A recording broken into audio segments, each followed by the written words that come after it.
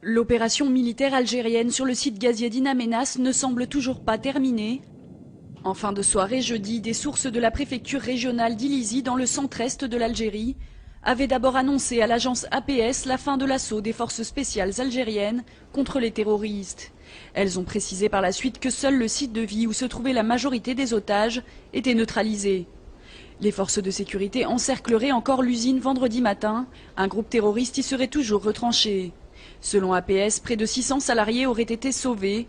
Les islamistes à l'origine de l'assaut ont annoncé la mort de 34 otages étrangers et de 11 ravisseurs, parmi lesquels Abou Al-Bara, le chef du commando. L'agence de presse Reuters fait état de 30 tués. Ce bilan n'est toujours pas confirmé officiellement par les autorités algériennes.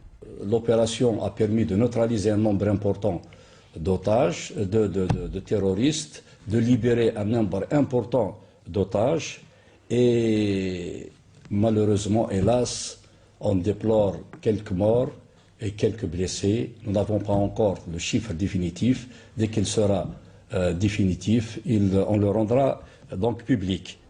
Par ailleurs, des otages ont réussi à s'échapper du site, exploité par le britannique British Petroleum, le norvégien Statoil et l'algérien Sonatrach.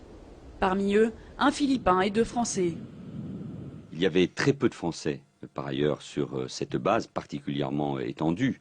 Nous avons des nouvelles de 2 d'entre eux qui sont revenus.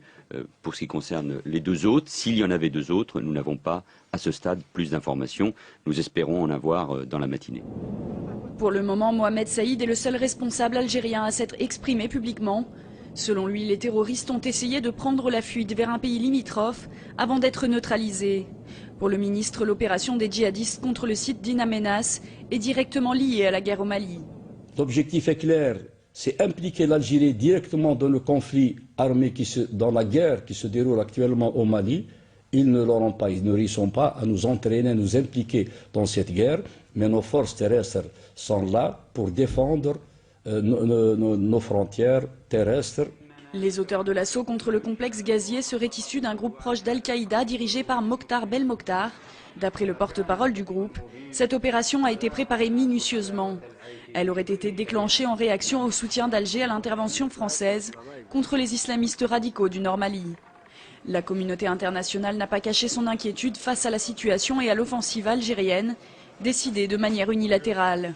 Le chef de l'État français François Hollande a évoqué un dénouement de l'opération dans des conditions dramatiques. Le Premier ministre britannique David Cameron a reproché à l'Algérie de ne pas l'avoir tenu au courant de l'attaque des forces spéciales. Plusieurs des otages tués pouvant être de nationalité britannique, il a demandé à son peuple de se préparer à de mauvaises nouvelles. Le Japon a pour sa part appelé le président Bouteflika à cesser de telles actions et Washington a réclamé des éclaircissements à Alger.